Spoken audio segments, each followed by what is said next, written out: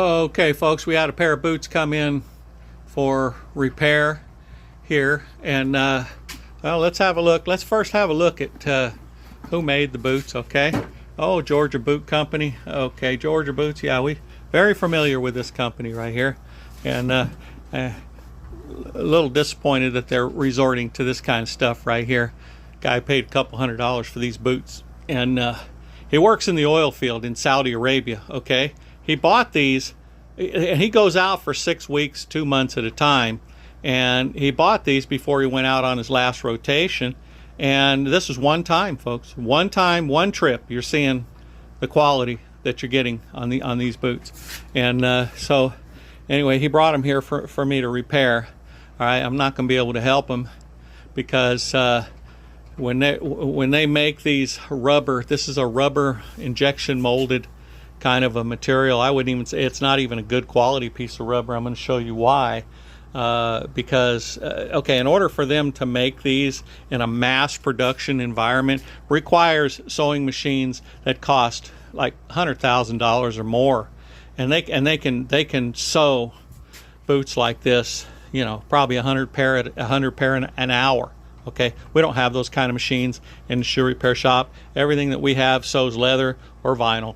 And we just don't have the demand, enough of these coming in to put the money out to buy a machine like that. We're not going to do that. Okay, so anyway, he asked me if I can help him, and sure, I'll give him a try, you know. And let me show you why I can't help him. Well, we can't put him on the machine, so I have to use my fallback thing, and that is hand stitching. That's the way shoe cobblers fix stuff many years ago before they came out with sewing machines. They did everything by hand, and that's how we will do it sometimes. And so I got my hand stitching tool, and we made an attempt to try to sew this. Okay, and I want to show you what happened. Okay, one time I punched my needle through here, punched it all the way through to the other side, so I could pick up the thread and pull it back through, and look what happened. Okay, look. All right, that needle split right through that rubber. So that puts this in a situation where we can't fix them. And I called him up and I told him what's going on right there. And he was a little disappointed in these boots that they ended up like this after one rotation of wearing them on his job.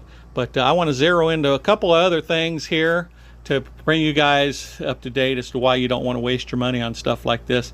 Look at that crack right there. There's another crack right there. Folks, people that make boots, that are serious about making boots, and they want to retain you as a customer, they want to sell you more than just one pair of boots, or, you know, they don't want to rip you off. This piece of leather here that they sewed this panel in would have been rejected and thrown in the trash. They don't care about that when they're making this kind of stuff. Mass production in some far off land all the way across the ocean over there. They just want to, it's all about the bottom line, and get your money. They care less. Okay, so let's go over here. Let's look at this right here. Okay, that's falling apart after 6 weeks, 2 months worth of wear. Okay, here's another major issue. He didn't even know about this when he brought the boots. He just left them off, and then I started doing an inspection on them, looking at them closer, and I'm seeing all this other stuff here. Here's another thing here. All right, look at that. Look at that. Now you can tell that I didn't go in there and pull this back, because look, you can see the dirt on the other side of that sole, and the sand embedded down in there, and that brown line that you see right there is the sand that's sticking to the adhesive or whatever it was that they tried to glue that sole on there with. So folks, this is what you get when you buy this kind of stuff. Now, that's not the worst part of these boots. We really got to think about this kind of stuff right here.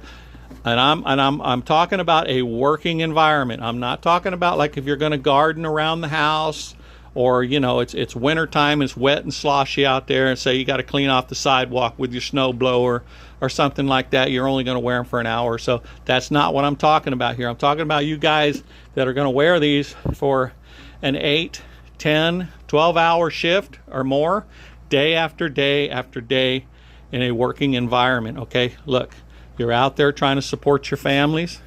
okay? Paying a mortgage, paying your car bills, paying all your bills, everything, trying to put something away for your kids to go to college and stuff like that, trying to build some generational wealth and everything. And after 25, 30 years, you're finding yourself going off to the doctors, finding out, realizing your toenails are falling off, your skin is peeling on your feet, and maybe even in the worst case scenario, you got some kind of bone damage and you don't know what happened. Well, folks, this could be, I'm just saying, this could be one reason why, why something like that couldn't happen.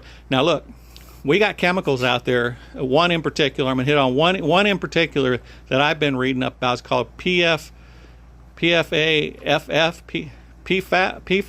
or something, PFAS. Anyway, it gets in our drinking water, gets in our food. We ingest it through our proteins because the cows, the hogs, and the chickens are all eating it in their food. And then again, we get it in our proteins. It's coming into us through our vegetables. Okay, it's a forever chemical. That one particular chemical is a forever chemical.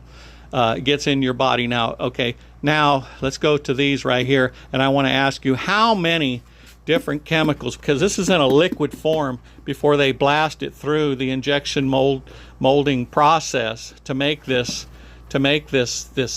rubber to sew on to the leather and then pass it on to you. You buy it and then you wear it. Okay, are you going to have problems? I don't know. I'm just a shoe cobbler. I'm not an expert on that, but I'm gonna tell you one thing. I would never wear something like this on a regular basis, day after day, 12 hours a day, year after year. No way would I put something like that on my feet. I would stay with the old school way of doing things. Good quality leather boots. If you need something that's insulated because you're in extreme weather, then go ahead and buy them. But buy all leather, okay?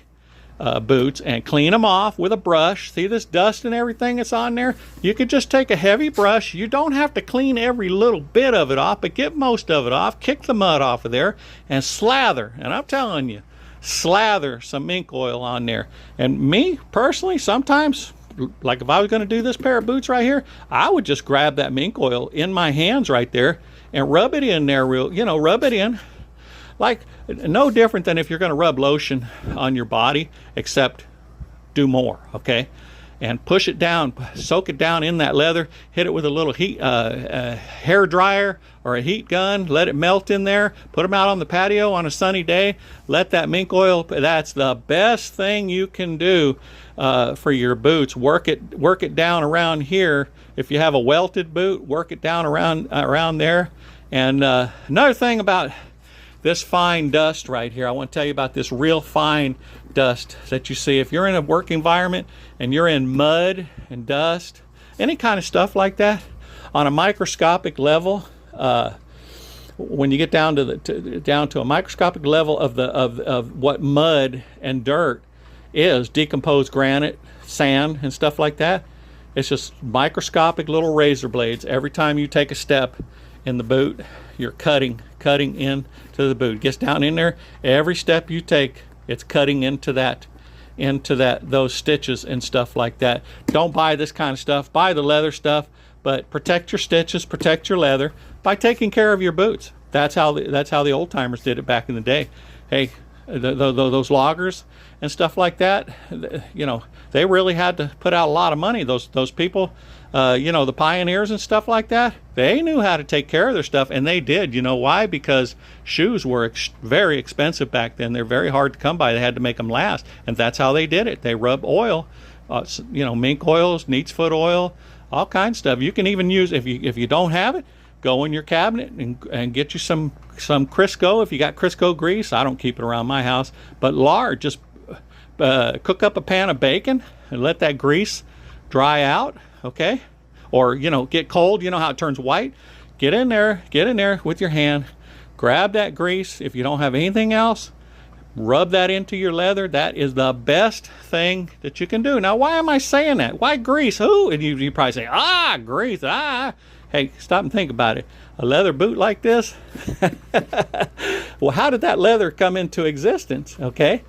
Well, the cow has fat on its body, and the lard comes from the cow. You're not putting anything on that leather, or any leather for that matter, if you use, if you use bacon fat or lard from, say, cooking a hamburger or something like that. I'm just saying, you don't have to go out and buy expensive stuff. If you don't have any mink oil, you run out of mink oil, that lard or that grease, that bacon grease works just fine. That's how the old timers did it back in the old days, because they didn't have that stuff readily available, but they knew. Those old timers back in the day, those old pioneers, them old gold miners and loggers and stuff like that, they knew how to take care of their boots. That's what they did. Anyway, I'm going to turn. All right, folks, listen, I wish all the best to your family, good health to y'all. If you're struggling with issues like, what's going on in the world today, try to take care of yourself and take care of your family and friends.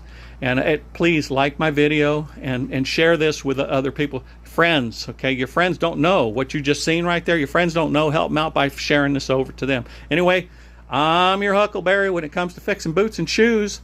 If you have boots that need fixed or something, resold cowboy boots, something like that, put them in a box, mail them to me. Thank you very much. Bye.